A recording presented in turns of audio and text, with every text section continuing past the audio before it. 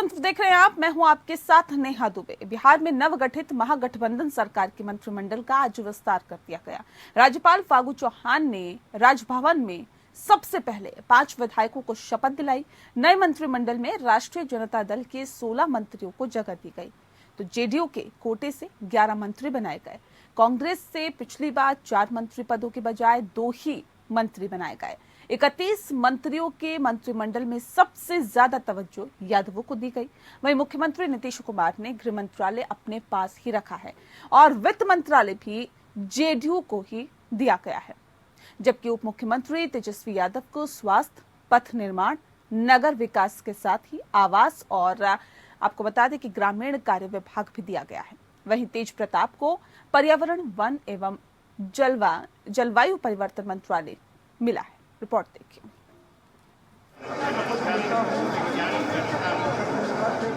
मुख्यमंत्री नीतीश कुमार ने अपने मंत्रिमंडल का विस्तार कर दिया। राज्यपाल फागू चौहान ने 5 मंत्रियों को एक साथ शपथ दिलाई।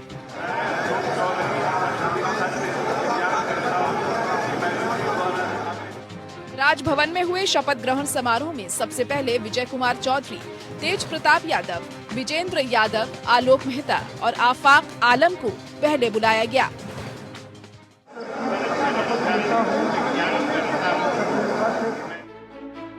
जेडीयू के विजय चौधरी को वित्तीय, वाणिज्य और संसदीय कार्य मंत्रालय दिया गया, तो तेज प्रताप यादव इस बार भी स्वास्थ्य मंत्रालय चाहते थे, लेकिन उन्हें पर्यावरण, वन और जलवायु परिवर्तन मंत्रालय की जिम्मेदारी मिली। वहीं आरजेडी के ही आलोक मेहता को राजस्व और भूमि सुधार विभाग दिया गया है, तो कांग्रेस के कोटे से आफाक आलम को पशु और मत्स्य संसाधन विभाग दिया गया है। दूसरे राउंड में अशोक चौधरी, श्रवण कुमार, सुरेंद्र यादव, लेशी सिंह और रामानंद यादव ने शपथ ली है। तीसरे राउंड में फिर 5 विधायकों ने शपथ ली। इन 5 विधायकों में मदन सहनी, ललित यादव, संजय झा, संतोष सुमन और कुमार सर्वजीत शामिल हैं। चौथे राउंड में फिर 5 विधायकों ने मंत्री पद की शपथ ली। शीला मंडल, सुमित सिंह, सुनील कुमार, चंद्रशेखर और समीर महाशेख इसमें शामिल रहे। 5वें राउंड में 5 विधायकों को मंच पर बुलाया गया। इनमें अनीता देवी, सुधाकर सिंह, मोहम्मद जमा खान, जितेंद्र राय और जयंत राज शामिल रहे। इसराइल मंसूर, सुरेंद्र राम, कार्तिक सिंह, मुरारी प्रसाद और शहनवाज आलम ने छठे राउंड में मंत्री पद की शपथ ली। वहीं मंत्रिमंडल विस्तार के बाद आरजेडी कोटे के मंत्री नीतीश को पीएम और तेजस्वी को सीएम बनाने की बात कहने लगे। वहीं बीजेपी नेताओं का ये भी कहना था कि नीतीश का प्रधानमंत्री बनने का सपना कभी पूरा नहीं होगा।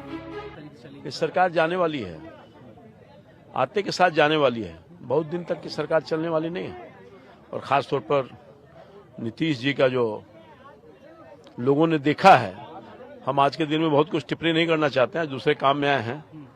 अब मैं जो भविष्यवाणी कर रहा हूं, देखिएगा, इनर कंट्राडिक्शन आज से ही प्रारंभ हो गया है। गिनती का चलेगी, अब देखिए ना, देश भी देखेगा, दुनिया भी देखेगी। जो मुंगेरी लाल का हसीन सपना कुछ लोग देख रहे हैं प्रधानमंत्री का, कभी सपना पूरा नहीं होने वाला है, ये भी मैं कह के जा रहा हूँ। मंत्री बनने वाले कुल 31 विधायकों में आरजेडी के सबसे ज्यादा 16, जेडीयू की 11, कांग्रेस से 2, हम से 1 और 1 निर्दलीय शामिल है। महागठबंधन की नई सरकार में सामाजिक समीकरण को ध्यान में रखकर मंत्री बनाए गए हैं। नए मंत्रिमंडल में पिछड़े और अति पिछड़े वर्ग से सबसे ज्यादा 17, दलित समाज से 5 और 5 मुस्लिम शामिल हैं।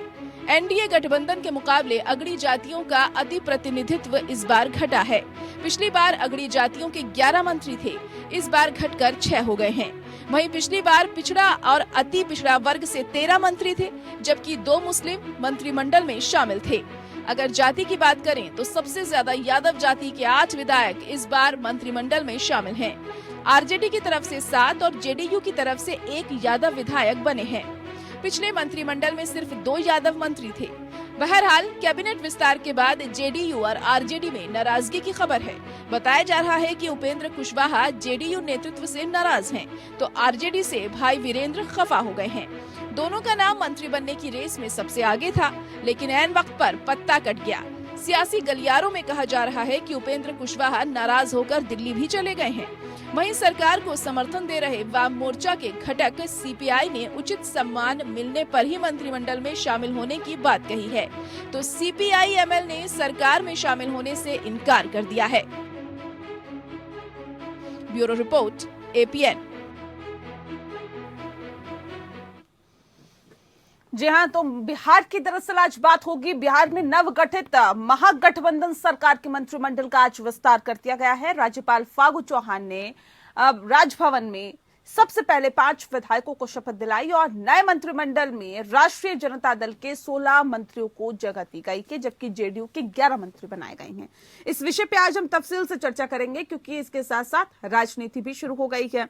इस विषय पे तफसील से चर्चा करने के लिए खास मेहमान हमारे साथ मौजूद है, उनसे आपका परिचय करा देते हैं। इस वक्त हमारे साथ अश्विनी शाही जी हैं, प्रवक्ता है भारतीय जनता पार्टी के। बहुत स्वागत है आपका। हमारे साथ मयंक सिन्हा जी जुड़ गए हैं, जेडीयू के नेता हैं। बहुत स्वागत है मयंक जी आपका। और मनीष गुप्ता जी हमारे साथ जुड़ गए हैं, राजनीतिक विश्लेषक है। मनीष जी आपका बहुत स्वागत है। चितरंजन गगन जी हमारे साथ जुड़े हैं, प्रवक्ता हैं आरजेडी के। बहुत स्वागत है आपका। इस खास कार्यक्रम की शुरुआत चितरंजन जी आपके साथ करते हैं, क्योंकि सबसे ज्यादा मंत्री भी आपकी ही पार्टी से बनाए गए हैं। और बहुत बहुत मुबारकबाद कि एक बार फिर से बिहार के सत्ता पर काबिज आप लोग हुए। चितरंजन जी, इस नए मंत्रिमंडल की क्या रूपरेखा होगी आगे की? क्या इसका आगे का रास्ता होगा? बिहार में अब विकास कार्य कैसा होगा? और जो वायदे आप लोगों ने किए थे वो पूरा होंगे क्या? हाँ जी, निश्चित रूप से यह सरकार जो है जनता की आशा और आकांक्षा के अनुरूप काम करेगी। और जनता ने जो विश्वास व्यक्त किया था 2019 के चुनाव में आदरणीय तेजस्वी जी के प्रति, अब तेजस्वी जी सरकार में शामिल हैं और निश्चित रूप से जनता की भावनाओं के यह सरकार विकास का एक नई पैमाना तय करेगी, जो पूरे देश के लिए एक आइडियल स्टेट के रूप में बिहार की पहचान बनेगी विकास के मामले में। ठीक है, अश्विनी जी कह रहे हैं कि देखिए बिहार के विकास के लिए सरकार काम करेगी। पहले की सरकार काम नहीं कर रही थी क्या? दूसरी बात ये कि सुशील मोदी को क्यों ऐसा लगता है कि जो मंत्रिमंडल का विस्तार हुआ है ये असंतुलित मंत्रिमंडल है? कई अपराधियों को मंत्री बना दिया गया, ऐसा भी उन्होंने कहा। देखिए, अपराधियों को मंत्री बनाया गया है और मीडिया ने सवाल पूछा उन माननीय मंत्री जी से, कार्तिकेय जी से, तो उन्होंने कहा हम अनंत सिंह के सहयोगी हैं और पुराने सहयोगी हैं, उनके साथी हैं, उनके पार्टनर है। मीडिया पर कहा है उन्होंने, ये गिरिराज जी ने सिर्फ नहीं कहा है, उन्होंने खुद कहा है। तो ये ऐसे, और उसके बाद भी ऐसे ऐसे अपराधी हैं कि जिनसे लोग डरते हैं। बिहार में दहशत का माहौल है, क्योंकि जिस दिन शपथ ग्रहण हुआ था उस दिन लगभग 25 से 30 जगहों पर गोलियां चलने की खबर आई थी। तो जंगल राज रिटर्न तो हो चुका है। और आज जो मंत्रिमंडल का जो विस्तार हुआ है, इसमें जो माननीय मंत्री जी ने कहा, मोदी जी ने जो कहा, सुशील मोदी जी ने, उन्होंने कहा कि तेली समाज को कोई वरीयता कहीं नहीं दी गई है, कानू समाज को कोई दिया ही नहीं गया है। MY जो फैक्टर है उसमें 33% मंत्री हैं। तो वो अपने समीकरण को साध कर आगे बढ़ रहे हैं, क्योंकि वो लोग वो जंगल राज और गुंडा राज को फिर से रिटर्न पर ले करना चाहते हैं। और वैश्य समाज की कहीं जो है प्रतिनिधित्व नहीं, एक आदमी बनाया गया है वैश्य का। तो ये एक कहने वाली बात है कि किस समाज को प्राथमिकता मिली है, किसको नहीं मिली है, ये देखने में आ रहा है। और आज अपने आप में दो बातें बहुत स्पष्ट रूप से नजर आ रही हैं। अभी आपने उपेंद्र कुशवाहा का दिखाया, वो नाराज हो गए हैं, जो कि बहुत ही मतलब कद्दावर नेता उस जनता दल यूनाइटेड के माने जाते थे, संसदीय दल के मेंबर हैं, उनको मंत्री नहीं बनाया गया। दूसरा, इनका सहयोगी कांग्रेस जो है, कांग्रेस ने ये कहा कि हम 19 विधायकों की पार्टी में 2 लोगों को आपने बनाया, ये निराधार है, ये गलत है, ये नहीं होना चाहिए था। तो कांग्रेस का विरोध आ गया। अब आगे आने वाले दिनों में कांग्रेस का विरोध क्या रंग लाएगा? बिना कांग्रेस के नीतीश जी शून्य है या 100 है, ये देखना होगा, बहुत दिलचस्प। लेकिन एक और नेता है इनके, अनिल जी, उनका नाम है अनिल शर्मा। अनिल शर्मा जी, वो कहते हैं कि 5 डिप्टी सीएम होने चाहिए बिहार में, वो भी नहीं हुआ। तो ये जो है वहां पर कह रहे हैं लोग, तो कांग्रेस का असंतोष सामने आ रहा है। तो ये बहुत सी चीजें हैं, विसंगतियां हैं, चुनौतियां हैं इनकी, जो नीतीश जी पता नहीं किस चुनौती से कब कैसे पार पाएंगे, ये अभी समझ से परे। ठीक है, मैं मयंक जी का और महेश जी का रुख करूं, उससे पहले चितरंजन जी एक बार फिर से मैं आपका रुख करती हूँ। जिस बात का जिक्र अभी अश्विनी जी कह रहे थे। देखिए यही बिहार के नेता भी कह रहे हैं कि जंगल पार्ट 2 रिटर्न हो गया है, और इसी बात को अब अश्विनी जी ने भी रिपीट किया है। ये कह रहे हैं कि जंगल राज पार्ट 2 स्टार्ट हो गया है। कैसे इसे देखते हैं? और क्योंकि इससे पहले जब नीतीश कुमार के साथ आप लोगों की सरकार बनी थी तब भी वो इसी बात पर अलग हुए और ये कहते हुए कि देखिए कानून व्यवस्था इनके राज में खराब हो रही थी, हमारी साख पर भी बट्टा लग रहा था, और ये भी एक मुख्य वजह थी कि हमें अलग रास्ता अख्तियार करना पड़ा। एक बार फिर से यही आरोप लग रहे हैं। नेहा जी, सुशील मोदी जी हाशिए पर चले गए। अब मेन स्ट्रीम में आने के लिए कुछ ही ढंग से बातें अगर नहीं बोलेंगे, मीडिया में आने के लिए कुछ ही तक बोलते रहते हैं, और उनको लग रहा है कि शायद हम ऐसा कुछ बोलेंगे कि उसके बाद जो है भाजपा में हमको पुनर्स्थापित किया जाएगा, जो साइड लाइन खड़ा दिया गया है। इसी बेचैनी में वे हैं।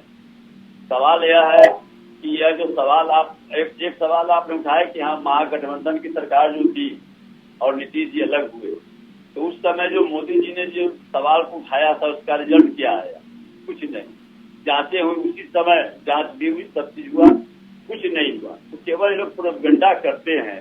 सवाल यह है कि जो 17 महीने का सरकार जो रहा, जिसमें डिप्टी सीएम रहे तेजस्वी जी, वह 17 महीने का आप उपलब्धि देख लीजिए और इनके पूरे कार्य 17 साल का इनका उपलब्धि देख लीजिए। नहीं कह रहे उपलब्धि के नाम पे तो सिर्फ जंगल राज ही देखने के लिए मिला, गोलियां चली, हत्याएं हुई, लूटपाट हुई, छिनेती हुई। नेहा जी, इसी भाजपा की सरकार, भाजपा के जिस सरकार में शामिल थी, उस सरकार के बारे में माननीय न्यायालय का कमेंट है कि जंगल राज के भी कुछ नियम और कायदे होते हैं। यहाँ तो वह भी नहीं है, लेकिन यह इनको याद नहीं रहेगा।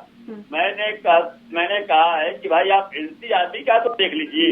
ये लोग केवल प्रोपेगेंडा करना, झूठ बोलना, जुमलेबाजी करना, इसके अलावा इनके पास कुछ नहीं है। इनकी सरकार बनी थी 6 महीना तक हम लोगों ने कोई कमेंट नहीं किया था, और आज 6 घंटे भी नहीं हुए कि बेचैनी, इसलिए बेचैनी क्योंकि जनता का भरोसा इन लोगों ने खो दिया है। जो वादे इन्होंने जनता के सामने किया था, 2 करोड़ प्रतिवर्ष रोजगार देंगे। पिछले बार विधानसभा चुनाव में इन्होंने घोषणा किया था कि 19 लाख लोगों को रोजगार देंगे। 2 साल हो गए, लगभग 2 साल में 2 आदमी को भी लोग नौकरी नहीं दे पाए। तो सवाल यह है, भारत की सरकार।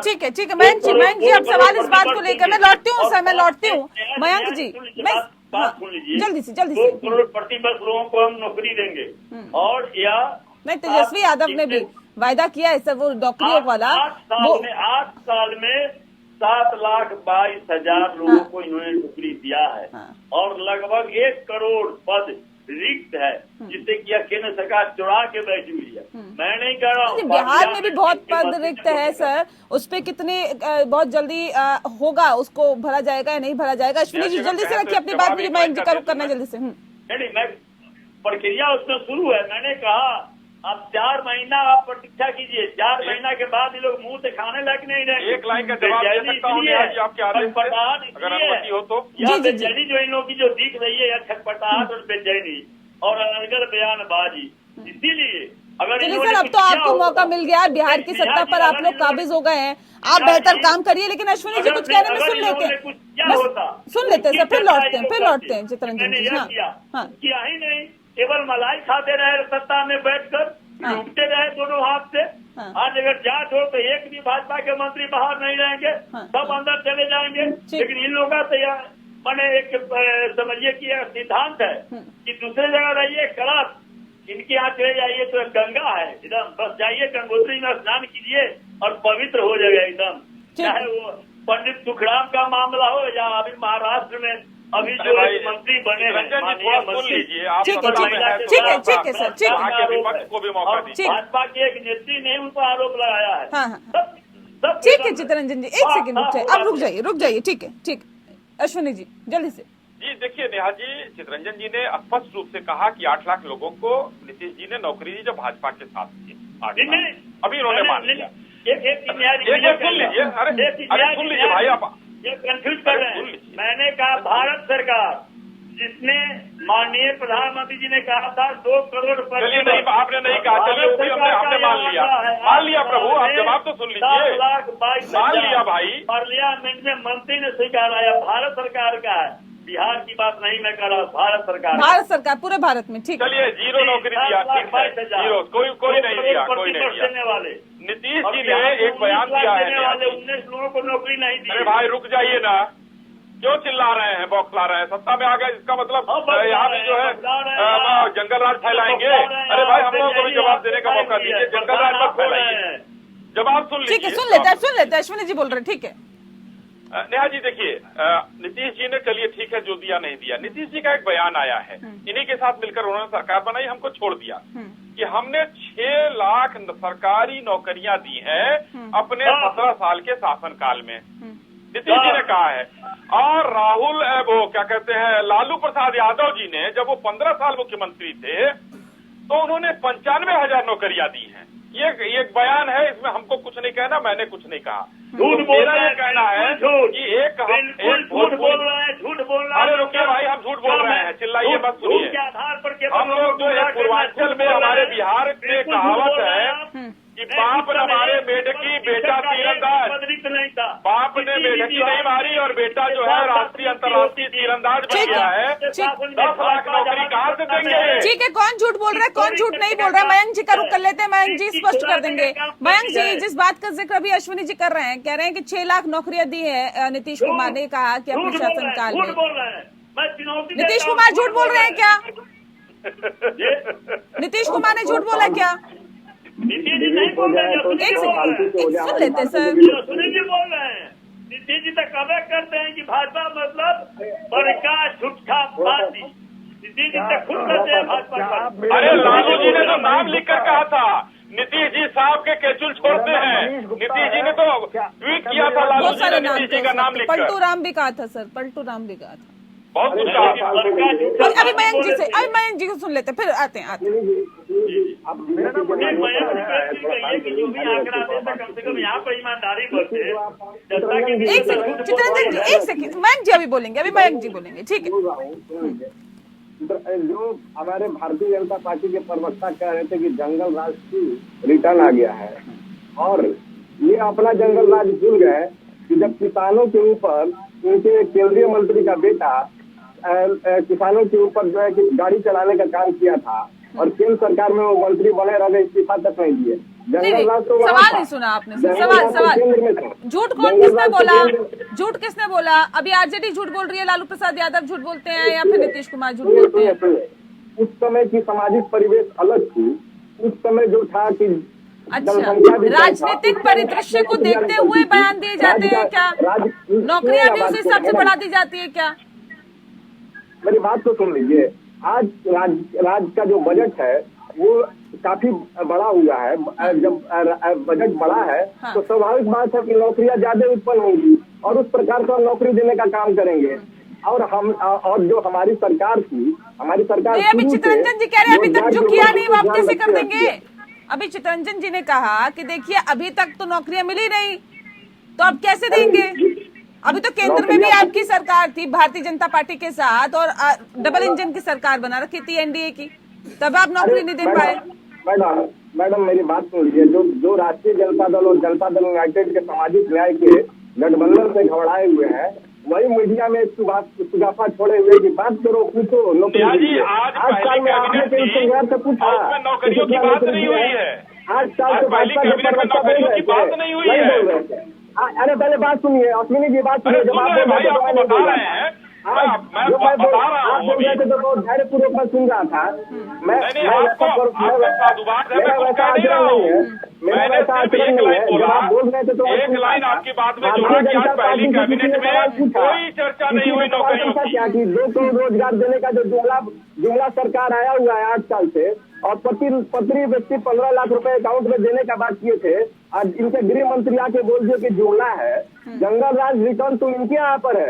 एक मंत्री, एक विधायक। अरे सर वो भूल गए क्या? इससे पहले जब अलग हुए थे तो कह रहे थे कि कानून व्यवस्था खराब कर दी आरजेडी ने, जंगल राज लेके आ गई आरजेडी, भूल गए क्या? एनसीआरबी का डाटा हर दो दिन पे आता है क्या? एनसीआरबी का डाटा हर फाइनेंशियल ईयर पे आता है ना। अगर हम 16 से 17 में भी चलाए थे और एनसीआरबी का डाटा ये कहता है कि कानून का राज उस तब भी था, और इनके प्रधानमंत्री जी आके, जो बिहार का शताब्दी समारोह हो रहा था बिहार विधानसभा का, इनके प्रधानमंत्री जी आके बोले थे कि बिहार में कानून का राज है और कानून का राज माननीय मुख्यमंत्री की देन है। तो ये अपने बयान को वापस ले, प्रधानमंत्री माफी मांगे देश से, अमित शाह माफी मांगे देश से। नहीं, ये वो तो तब की बात हो रही थी ना, कानून व्यवस्था की बात। कानून व्यवस्था की बात तो तब की हो रही थी जब वहाँ पे भारतीय जनता पार्टी के साथ आप सरकार में थे। मैं तो आपकी बात को बड़ा कर रही हूँ सर, जब आप लोग ये कह रहे थे कि देखिए कानून व्यवस्था खराब हो जाती है, जंगल राज रिटर्न कर रहे हैं आरजेडी, चुनाव इस बात पे लड़ा आप लोगों ने, जंगल राज कह के आरजेडी को आपने नीचे दिखाने की कोशिश किया, उन्हीं के साथ जाकर आप सरकार बना रहे हैं। इस बात पे मैं आपसे सवाल कर रही हूँ। ये तो बता दिया कि दो सामाजिक न्याय के दो योग था, एक सामाजिक न्याय की सरकार बना है, सामाजिक न्याय के साथ आर्थिक न्याय। सर, ये सामाजिक न्याय ये बार बार बदल क्यों जाता है, ये समझ नहीं आता। किसी अरे प्रधानमंत्री जी कल बोले 2 करोड़ नौकरी के ऊपर, हमारे मुख्यमंत्री जी बोले कि हम 10 लाख रोजगार देने का बात करेंगे। हमने नया सरकार बनाया है, नए आइडिया के साथ सरकार बनाया है। कितनी नौकरियां दी आपने अपने शासनकाल में, बताइए। हमारे मुख्यमंत्री जी कितनी नौकरियां दी? 10 लाख रोजगार देंगे और कितनी नौकरियां देंगे लोगों को। अभी तक कितनी दी सर? हम लोग बढ़ाएंगे, कैसे करना है अभी तक कितनी दी? नहीं करेंगे तब हमसे आके सवाल पूछिएगा आप। हमें समय दीजिए, बच्चा पैदा होते मामा बोलने लगता है क्या? अरे कितना आपको वक्त चाहिए?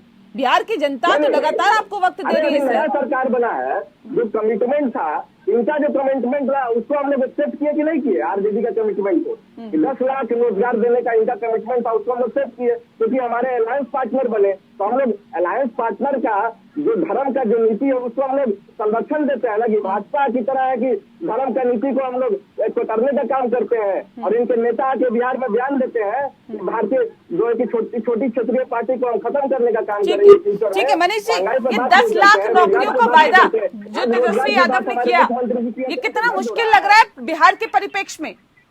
मनीष जी देखिए, मुश्किल ही नहीं है, नेक्स्ट टू इम्पॉसिबल है, पर चूंकि तेजस्वी आए हैं तो कुछ तो उन्होंने कहना था, उन्होंने कह दिया। बाद में ये प्रधानमंत्री के वायदे से मिक्स करेंगे। प्रधानमंत्री की रोजगार की बात थी, इनकी नौकरी की बात थी। बिहार के संसाधन 10 लाख नौकरी को झेल ही नहीं पाएंगे, तो इसकी तो छोड़ दीजिए। मैं आपको बड़ी रोचक बात छोड़ दीजिए।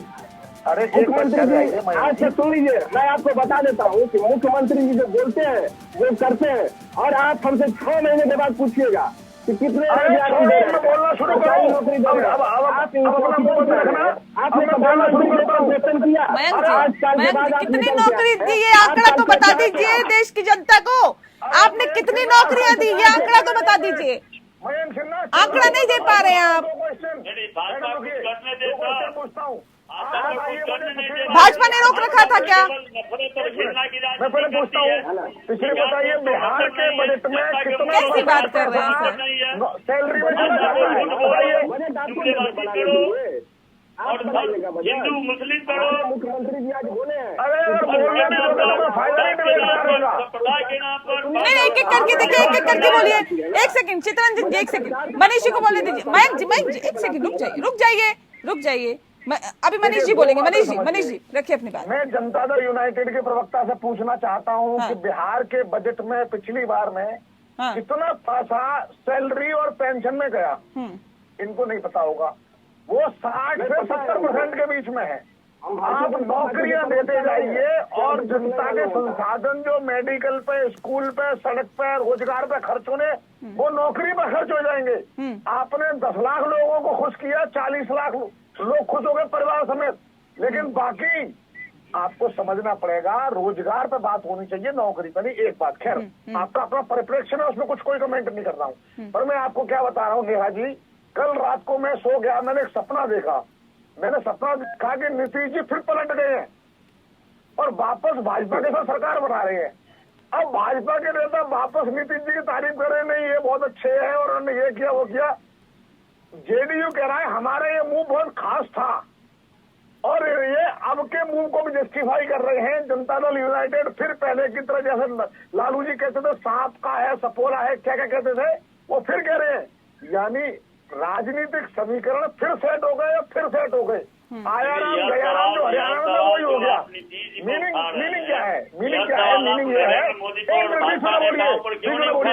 मीनिंग ये है कि ये नेता लोग अपने हर कदम को जस्टिफाई करने की हिम्मत रखते हैं। इनकी आंखों में फिर जेडीयू के नेता बोलते देखिए तो राजनीति है, राजनीति में कोई किसी का दुश्मन नहीं होता, कोई किसी का स्थायी दोस्त नहीं होता। यहाँ पे तो राजनीति करने आते हैं और राजनीति करते हैं, कभी आपके साथ रहेंगे कभी किसी और के साथ भी जा सकते हैं, तो उसी हिसाब से जो बयान है वो भी बदलते रहे। लेकिन अब सवाल यह है कि लॉ एंड ऑर्डर की भी यहाँ पे बात होनी बहुत जरूरी है, जिस बात का जिक्र हम कर भी रहे थे कि जंगल राज पार्ट 2 रिटर्न हो गया। लेकिन सर क्या वाकई नीतीश कुमार ने जिस तरह से गृह मंत्रालय और वित्त मंत्रालय भी एक अहम मंत्रालय है जिसको अपने पास ही रखा है या जेडीयू को ही दिया है, सर अब सवाल इस बात को लेकर है क्या वाकई आरजेडी पे पूरी तरह से भरोसा नहीं कर पा रहे हैं क्या नीतीश कुमार कि गृह मंत्रालय अपने पास रखकर कहीं ना कहीं कमान को अपने साथ ही रखना चाहते हैं, अपने पास रखना चाहते हैं ताकि लॉ एंड ऑर्डर ठीक रहे? देखिए, जब इससे पहले हमारे alliance partner Bharatiya Janata party हुआ करते थे तब भी माननीय मुख्यमंत्री जी अपने साथ गृह मंत्रालय रखते थे। इसमें कोई प्रश्न का सवाल नहीं और इसमें कोई चीज का भी बात नहीं, क्योंकि देखिए अभी सरकार बनी है। मैं आपसे बार बार कह रहा हूँ कि मैं आपको इस राष्ट्रीय चैनल पर एक भरोसा दिलाता हूँ कि हमारी सरकार न्याय के साथ विकास और विकास के साथ न्याय करने का काम करेगी। हम लोग किसी के प्रति देश की राजनीति नहीं करेंगे और बिहार में जो सरकार होगी सुशासन का पालन करते हुए कानून का राज, रूल ऑफ लॉ को एस्टेब्लिश करने का काम करेगी। मैं एक वकील हूँ और वकील का काम होता है कि जो कानून का राज होना चाहिए वो पहले एस्टेब्लिश होना चाहिए राज्य। तो मैं आपको भरोसा दिलाता हूँ और हमारे भाजपा के जो प्रवक्ता हैं उनको भी मैं भरोसा दिलाता हूँ कि आप इस प्रकार का दुष्प्रचार बंद कीजिए। आप जो भी सवाल उठाइए वो आपका काम है उठाना, विपक्ष का काम है कि अच्छी राजनीति करना और अच्छी राजनीति ना करें जिससे बिहार के जो इन्वेस्टमेंट का जो अभी आगे बढ़ा हुआ है बिहार वो पीछे धकेलने का काम करे। आप लोग हर बिहारी को अपमानित करने का काम करते हैं, जंगल राज का जो है कि सपना दिखा के, जो कभी भी आज सच नहीं होने वाला। मैं आपको बता दे रहा हूँ। ठीक है मनीष जी, ये नीतीश कुमार तो देखिए अब आरजेडी के साथ जाकर या महागठबंधन में शामिल होकर सरकार अपनी बना रहे हैं, लेकिन फायदा किसे मिलेगा? भारतीय जनता पार्टी को क्या अभी फौरी तौर पे नुकसान हुआ है? आगे भविष्य के लिए आप देखते हैं कि नुकसान है या फिर अब फ्रंट फुट पर खेल पाएगी राष्ट्रवाद के मुद्दे को लेकर? देखिए, अगर मैं देखता हूँ तो तीनों पार्टियों को इसके अलग अलग फायदे हैं। हाँ।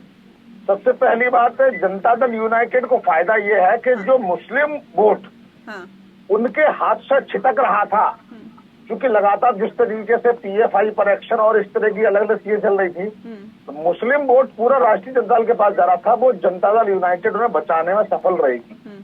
तो हो सकता है अगले चुनाव में अपनी संख्या 10-20% बढ़ सकती है, उनकी सीटें बढ़ सकती हैं। तो ऐसे करके स्ट्रेटेजिकली ये बेटर है उनके लिए, क्योंकि जनता दल यूनाइटेड अपने नेचर के हिसाब से राष्ट्रीय जनता दल के पास ज्यादा नजदीक है, भाजपा के उससे नजदीक नहीं है। भाजपा के पास नजदीक थी कि भ्रष्टाचार के खिलाफ थी, सुशासन बाबू का तमगा था, तो अब भाजपा के साथ थी। तो ऐसे जनता दल यूनाइटेड के लिए डील ठीक है, खराब नहीं। अब आते हैं राष्ट्रीय जनता दल। राष्ट्रीय जनता दल जो कि सत्ता की कमी से जूझ रही थी, जिससे उनका वोट बैंक घट रहा था, लगातार ट्रबल आ रही थी, जिस तरीके से भ्रष्टाचार के कई मामलों में सरकार तैयारी कर रही है, ऐसे में सत्ता की संजीवनी मिलना, उत्तर प्रदेश का शासन मिलना, पुलिस जेल उनके पास होना, ये सब कहीं ना कहीं उनको प्रोटेक्ट करेगा, उनको आगे के 10 साल में लाभ होगा इससे। तो राष्ट्रीय जनता दल को इमीडिएट संजीवनी इंजेक्शन मिला, फायदा है। बीजेपी को सबसे बड़ा फायदा जो बीजेपी के समझ में आना चाहिए, अब बीजेपी के पास खुलकर खेलने का पूरा मौका है, पूरा मैदान खाली पड़ा है। आप चाहें तो आरसीपी सिंह के साथ मिलकर कुर्मी वोटों पर अटैक कर सकते हैं, आप चाहें तो जेडीयू और आरजेडी को एक पाले में रखकर बिल्कुल बराबर की टक्कर में आ सकते हैं। जहां पहले नीतीश जी बड़े भाई की भूमिका निभा रहे थे, अब वो बड़ा भाई पाला बदल गया, तो भाजपा के पास पूरा मौका है। तकलीफ सिर्फ यह कि भाजपा के पास मुख्यमंत्री का चेहरा एक बड़ा नहीं है, इसके अलावा चिराग पासवान से मदद मिल सकती है। इसमें एक बड़ी बात यह फंस गई कि इन सब पूरी प्रोसेस में नीतीश कुमार जी ने उपेंद्र कुमार जी का शिकार कर दिया, उपेंद्र कुशवाहा जी का। पहले उनकी पार्टी का अपने विलय कराया, उन्हें पार्टी विहीन कर दिया। अब उन्हें पार्लियामेंट्री बोर्ड का अध्यक्ष तो बनाया, लेकिन मंत्री नहीं बनाया। अब मंत्री भी नहीं बनाया। अब उन्हें समझ में आ गया कि नीतीश बाबू ने हंसते हंसते मुस्कुराते मुस्कुराते उपेंद्र सिंह कुशवाहा के लिए उनका काम खत्म कर दिया। ऐसे में उनकी स्थिति बड़ी खराब हो रही है और अब वो बाजी पलट भी नहीं सकते, क्योंकि इस सारे गेम चेंज ओवर का खांचा उपेंद्र सिंह कुशवाहा का ही खेला हुआ है। खैर, उनकी चर्चा बाद में करेंगे, पर फिलहाल तीनों ही पार्टी अपने अपने सुनहरे भविष्य के ख्वाब बुन रही है और तीनों का आगे समय बताएगा। ठीक है, मयंक जी कुछ कहना चाह रहे, जल्दी से बात रखें, फिर चित्तरंजन जी का रुख करते हैं, जल्दी से मयंक जी। देखिए, उपेंद्र कुशवाहा जी ने कहीं कोई बयान दिया कि मैं मंत्री बनने के लिए बहुत इच्छुक। वो इतने बड़े पद पर है, पार्लियामेंट्री बोर्ड के चेयरमैन, आपको सेकेंड नंबर है वो पार्टी में राष्ट्रीय अध्यक्ष के बाद। तो इतने बड़े पद पर होने के बाद भी आप लोग इस प्रकार का जो खुद की राजनीति करना चाहते हैं कि उपेंद्र कुशवाहा जी को मुख्यमंत्री जी ने मंत्री नहीं बनाया। उपेंद्र कुशवाहा जी तो मंत्रियों के मंत्री हैं, नहीं सर, ये मंत्रियों के मंत्री कह के आप खुश कर देंगे क्या? ऐसी खुशी मिल जाएगी उन्हें? इच्छा ही नहीं थी, इच्छा को ध्यान नहीं देते। मतलब मौसाजी को मौसाजी कह के फ्री कर दिया आपने, चाहे कोका कोला भी ना पिलवाया मौसाजी को। जिस आदमी ने पूरा खेल बनाया उसको आपने मंत्री, उनकी पार्टी भी छीन ली। अब वो पार्टी के भी नहीं रहे और अपनी जाति की राजनीति भी नहीं कर पा रहे। उनसे उनका वोट बैंक छीन लिया, उनकी पार्टी छीन ली। जो आपने उपेंद्र सिंह कुशवाहा के साथ किया है ना, वो किसी के साथ नहीं हुआ। मुझे ऐसा लगता है कि उपेंद्र कुशवाहा को अपना रास्ता तलाशना होगा। एक समय पर जनता पार्टी जो है जनता दल यूनाइटेड का विकल्प हुआ करती थी, वो विकल्प उन्होंने खत्म कर दिया। नीतीश बाबू ने बहुत चालाकी से इधर बीजेपी को साइड में किया, उधर उपेंद्र कुशवाहा जी को साइड में कर दिया। ठीक है, सरकार बनेगी और आप लोग ये फूट की राजनीति बंद कर दीजिए। भारतीय जनता पार्टी मेरे डालने में फूट डलती है क्या? बंद कर दीजिए। अरे इतनी कमजोर पार्टी एक चैनल पर फूट डालने में फूट डल जाएगी। सच स्वीकार नहीं है, अगर सच स्वीकार नहीं है तो बंद कर दो। अगर डिबेट कर नहीं सकते तो फोटो हटा दो और कम से कम ऐसी बात ना बोलो। कुशवाहा के साथ जो जनता दल यूनाइटेड ने किया है वो अपराध है, वो मानसिक तौर पर ऐसे नहीं किसी को कुछ समझ नहीं आएगा। आप लोग क्या बोल रहे हैं? एक एक करके अपनी बात रखिए ना सर, बेहतर तरीके से आप लोग पाएंगे। मैं आवाज बंद करवा दूं आप दोनों की, मैं आवाज बंद करवा दूं, मैं आवाज बंद करवा दूंगी सर। आप सुन पा रहे हैं मुझे? आपने नीचे गिरा दिया। मनीष जी, मयंक जी, सर मैं अनुरोध कर रही हूँ आप लोगों से कि आप प्लीज एक एक करके बात करिए। देखिए, मुझे मजबूर मत करिए कि मैं आवाज बंद करवा दूं, क्योंकि और भी गेस्ट है, मुझे उनका भी रुख करना है। हम इस डिबेट को रखते हैं कि हम एक निष्कर्ष तक पहुंचे, ऐसे नहीं कि इसका कोई मतलब ही ना हो। आप लोग भी बोल बाल के चले जाए, दर्शकों को कुछ समझ नहीं आए, मुझे भी कुछ समझ नहीं आएगा। चित्तरंजन जी, मैं सीधा रुख आपका कर लेती हूँ। थोड़ी देर पहले अभी अश्विनी जी ने कहा था कि देखिए MY समीकरण को ध्यान में रखते हुए मंत्रियों को बनाया गया। 33% लोगों को तवज्जो दी गई जो कि MY समीकरण से आते हैं। जातिवाद फैला रहे हैं क्या? भाजपा का चाल चरित्र और चेहरा यही रहा है, लोगों को लड़ाओ कहीं धर्म के नाम। तो सर ये तो आंकड़े बता रहे हैं, 8 यादव आपने बनाए हैं मंत्री। सवाल यह है 5 मुस्लिम बनाए हैं। नहीं, आप सुनिए नेहा जी, जो सामाजिक संतुलन होना चाहिए, क्षेत्रीय संतुलन होना चाहिए, अनुभव है, नए लोगों को भी जोड़ना है, कई बातों का ख्याल रखा जाता है। अब उसमें यह तो भाजपा का चरित्र है जो इन सब चीजों पर ध्यान देती है, इन सब चीजों यही उसके लिए प्राथमिकता है। जनता का काम हो या नहीं हो वह उनकी प्राथमिकता नहीं है। भाजपा ने अगर ये बता दिया कि जातिगत आधार को ध्यान में रखते हुए मंत्री बनाए गए, आप लोग जातिगत आधार पर जनगणना की मांग करते हैं, वो राजनीति करने वाली बात नहीं है। आपका परिवारवाद प्राथमिकता है उनके लिए। कैपेबल है नहीं, उनको मंत्री बना दो, उनके सब लालू यादव के सब बच्चों को मंत्री बना दो, आपकी ये प्राथमिकता है। एक एक करके रखिए ना सर बात, एक एक करके आप लोग बात क्यों नहीं रखते? एक सेकंड, एक ही परिवार में तो सारे मंत्री बनते रहेंगे, जब बनेंगे तेजस्वी मुख्यमंत्री बनेंगे और आपके आरजेडी में कोई और काबिल व्यक्ति नहीं है। कमाल कर रहे हैं। ठीक है, चितरंजन जी कह रहे हैं भारतीय जनता पार्टी को तो हर बात में जातिवाद दिखता है, वो इसी पे राजनीति करती है, अपने आप को राष्ट्रवादी बताती है और जातिवाद चीजें हर चीज में ढूंढती है। अंग्रेजों के पद चिन्हों पर चलते हुए उसी जो अंग्रेजों डिवाइड एंड रूल वही फॉर्मूला इनका है और यही करते रहे हैं। पूरे हिंदुस्तान में देख लीजिए। अश्विनी जी आपकी आवाज नहीं मिल पा रही। चितरंजन जी एक सेकंड अश्विनी जी आवाज आ रही है? जी जी नेहा जी, हम जाति को छोड़ते हैं, सब कुछ छोड़ते हैं और दो नई बातों का जिक्र करते हैं इसमें जो इधर से निकल कर आई है। पहली बात, तेजस्वी यादव जी ने पूरे चुनाव में मुद्दा बनाया 10 लाख नौकरियों का। माननीय नीतीश जी ने आते ही कहा कि 20 लाख देंगे। चलिए कोई बात नहीं, अच्छी बात है, देना चाहिए। खुद जो बयान दे रहे हैं उनके यहाँ पर प्रवक्ता लोगों ने नकार दिया। चलिए वो भी मान लेते हैं। पहली कैबिनेट आज थी और तेजस्वी जी ने ये कहा था कि पहली कैबिनेट में हम 10 लाख नौकरियों का काम करेंगे। अरे 10 नौकरी का भी तो बात कर लिए होते, कोई जिक्र नहीं हुआ पहली कैबिनेट में। आज 12,448 करोड़ का एक जल जीवन और पर्यावरण कुछ होगा लूटमार का, उसका एक बजट पास किया गया। वो सिर्फ हुआ है और कोई बात नहीं हुई है पहली कैबिनेट में। ये पूरे देश के सामने निकलकर आप लोगों के माध्यम से आया है। दूसरी बात मैं कहना चाहूंगा, दिलचस्प चीज है, हो सकता है हमारे साथियों को बुरा भी लग जाए। 2017 में एक IRCTC घोटाला हुआ था, उसमें एक मुकदमा दर्ज हुआ जुलाई 2017 में और CBI कोर्ट में मुकदमा दर्ज हुआ। लालू प्रसाद यादव, राबड़ी देवी, तेजस्वी यादव और 4 और अधिकारियों के ऊपर मुकदमा दर्ज हुआ। उस समय नीतीश जी ने ये कहा कि भाई हम आपके साथ सरकार में हैं, आप उप मुख्यमंत्री हैं, मैं मुख्यमंत्री हूं, आप इस पर सफाई दीजिए तेजस्वी जी से। तेजस्वी जी ने सफाई देने से मना कर दिया। जुलाई में ही नीतीश जी सरकार से समर्थन वापस ले लेते हैं। मुद्दा क्या था? IRCTC घोटाला।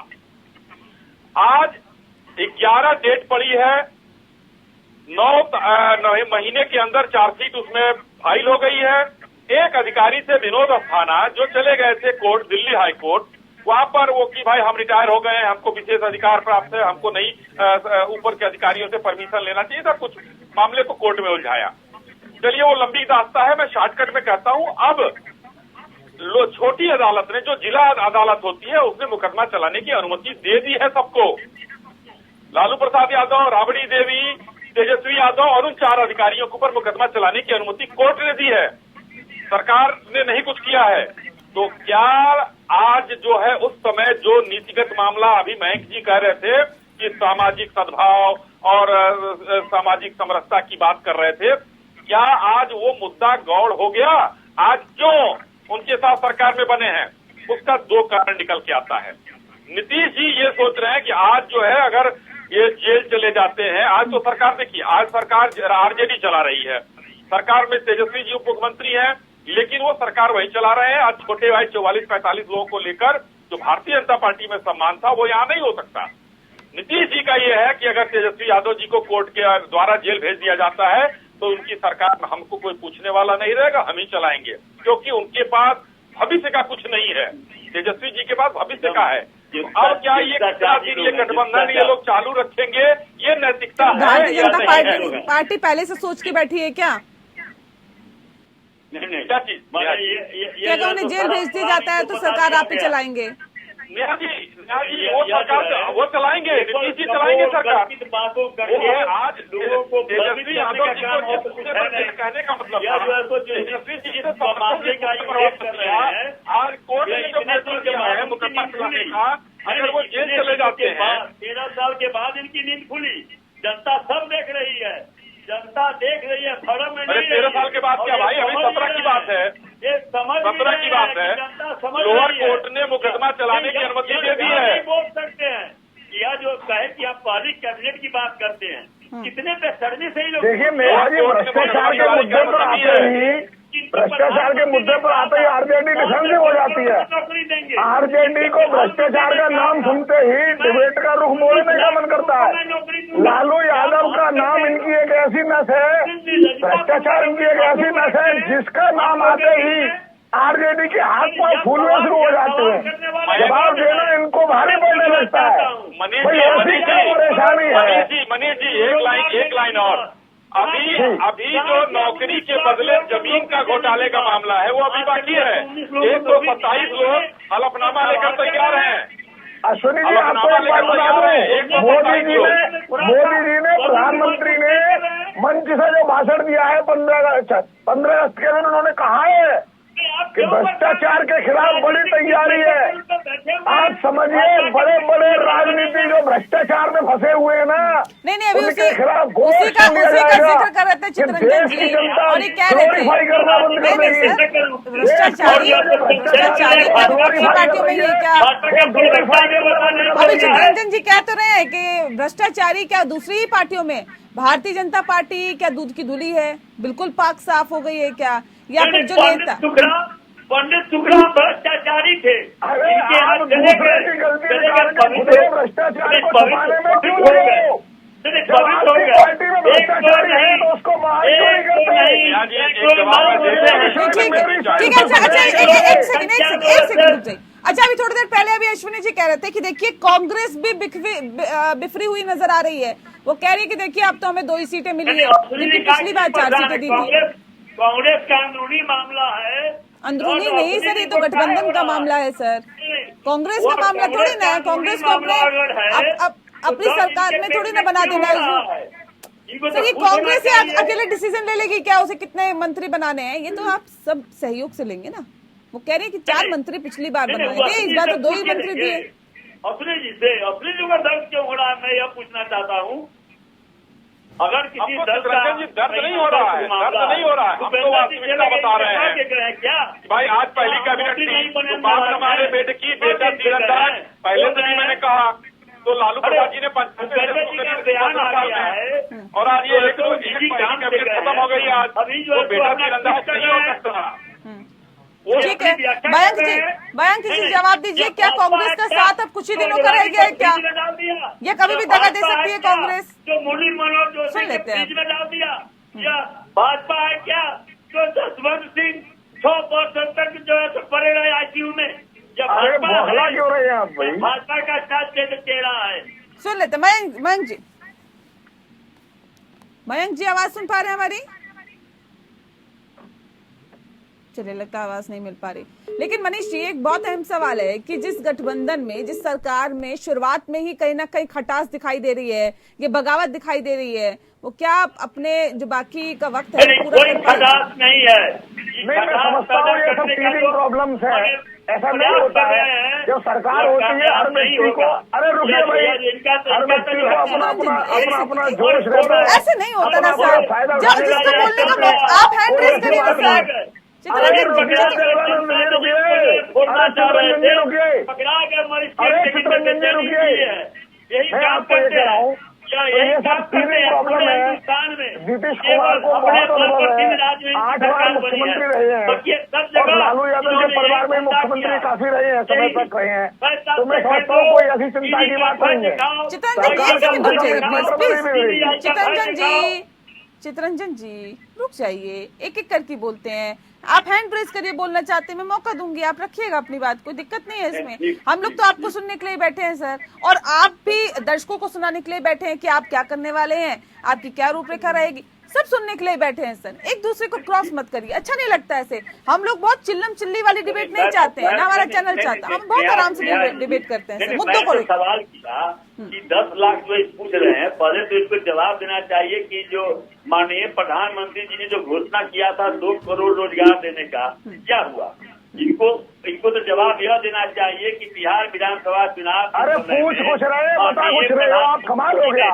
आप भी बिल्कुल लालू यादव की तरह टॉपिक को चेंज करने के एक्सपर्ट है। आपको किसी को बोलना ही नहीं देते हैं।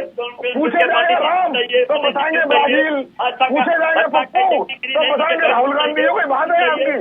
अरे पूछोगे तेजस्वी बताएंगे पटना। ऐसे नहीं करिए, नहीं गलत बात है, आप बोलना नहीं देंगे किसी को, गलत बात है। अब सुन लेते 19 लाख नौजवानों को नौकरी दूंगा। आगे के अंदर भदौरिया जी आप मारे देखिए ऐसे मत करिए। मैं फिर सबकी आवाज बंद करवाऊंगी, जिससे सवाल पूछूंगी उसी की आवाज खुलवाऊंगी सर। ठीक है ना, ये ठीक रहेगा, मुझे लग रहा है ये बेहतर तरीके से जवाब दिलवा दीजिए। बिल्कुल जवाब लेंगे। अश्विनी जी हमारे साथ हैं। मनीष जी पहले आप बोल रहे थे, अपनी बात रखो। मैं ये कहना चाह रहा हूँ जो इस समय जो टीरिंग प्रॉब्लम है, ये कोई बहुत बड़ी बात नहीं होती। जब मंत्रालय बंटते हैं तो अपना अपना लोग जोश दिखाते हैं। इन सब चीजों से सरकार को कोई फर्क नहीं पड़ने वाला होता है। जो नाराज होता है उसको कुछ और कोई और मंत्री दे दिया जाए, कोई किसी विभाग का अध्यक्ष बना दिया, कोई आपको विकास निगम का अध्यक्ष बना दिया, तो ये सब चीजें चलती रहेंगी। और नीतीश कुमार जी मंजे हुए खिलाड़ी हैं और लालू यादव और उनके पुत्र भी राजनीति में काफी समय से हम मुख्यमंत्री पद संभाले हुए हैं। तो मैं समझता हूँ ये चीजें तो रिजॉल्व हो जाएंगी। बाकी कांग्रेस की कोई बहुत ज्यादा तमन्ना है नहीं, उसको जो मिल जाए सो ठीक है। जीतन राम मांझी को भी बहुत ज्यादा कुछ भाव देने की जरूरत नहीं, जो उनको जो मिल जाए तो ठीक है। तो मुझे लगता है सरकार पर इस मुद्दे पर लेके कोई प्रॉब्लम नहीं है। प्रॉब्लम तब आएगी जब भारतीय जनता पार्टी और ईडी या सीबीआई की वजह से कोई ऐसा मैटर क्रिएट हो जाता है, जैसा वो कह रहे थे कि तेजस्वी यादव के साथ कोई प्रॉब्लम हो, किसी के साथ कोई प्रॉब्लम हो, तब कोई नई परिस्थिति निकल के आ जाए। ऐसे में पार्टी कौन संभालेगा, कैसे चलेगी? उपेंद्र कुशवाहा कुछ उल्टा सीधा कर दे, वो तो देखिए कोई नई वो भविष्य में क्या होगा, कोई खतरा नहीं है। वो भविष्य में क्या होगा सर, उस पर डिस्कस नहीं हम अभी करना चाहते, क्योंकि अभी तो प्रॉब्लम नहीं है। तो फिर किसी को बकसने का सवाल नहीं है, सारे धराशायी हो जाएंगे। नहीं भाजपा के सारे मंसूबे हो जाएंगे। चितरंजन जी आप सभी एक सेकंड सर सुनिए ना, आप सभी धर्मों को साथ में लेके चलने की बात करते हैं, आप सभी जातियों को साथ में लेके चलने की बात करते हैं, आप कहते हैं कि जातिगत आधार पर जनगणना होनी चाहिए, आप तमाम बातें करते हैं, लेकिन सिर्फ 8 यादव 8 सबसे ज्यादा मंत्री बनाए गए, सिर्फ यादवों पे ही इतनी मेहरबानी क्यों हुई? बाकी अगर हम देखें 6 दलित है, 5 मुस्लिम है, सवर्ण भी 6 ही है, लेकिन 8 यादव। नेहा जी मैंने कहा ना, मंत्रिमंडल बनता है कई चीजों का ख्याल रखा जाता है। पहली बात आप विधानसभा में देख लीजिए, आप बिहार के स्तर पर देख लीजिए कि बिहार में सबसे ज्यादा आबादी किस जाति की है। आप विधानसभा में देख लीजिए कि सबसे ज्यादा विधायक किस जाति के हैं, आप देख लीजिए। और उसके बाद क्षेत्रीय यादवों की और नए जो लोग कितनी संख्या है सर बताइए आप? अगर 8 नेताओं को मंत्री बना रहे हैं तो मतलब सबसे ज्यादा यादव है क्या? लालू यादव के दोनों पुत्रों को मुख्यमंत्री को बना दिया, मंत्री को बनाया भाई। एक ही परिवार से 2 लोग लेने की क्या जरूरत है? चुप रहिए ना, चुप रहिए निहारी, तो मैं जवाब देता हूँ। मैं यह कह रहा हूँ कि यह जो है तो दर्द हो रहा है और यह सब जो है ना, यह सब में मतभेद और विभेद पैदा करना, यह भाजपा की बुनियाद। हम लोग वो नहीं, हम लोग नेतृत्व को देखते हैं। तेजस्वी यादव हैं, मैं ब्राह्मण हूँ और तेजस्वी यादव के पार्टी के साथ हूँ, लालू यादव के पार्टी के साथ हूँ, आज से नहीं हूँ, स्थापना उसके संस्थापक सदस्यों में से मैं हूँ। और मैं अध्यक्ष बन सकते हैं आप जो है आप या आपका चरित्र हो सकता है समाजवादी आप अध्यक्ष बन सकते हैं पार्टी के। समाजवादियों में यह नहीं होता। आरजेडी एक की पार्टी है और महागठबंधन सरकार A को रिप्रेजेंट करती है। यह रिफ्लेक्शन समाजवाद। अच्छा सुनिए ना, पहले सवाल तो सुनिए सर।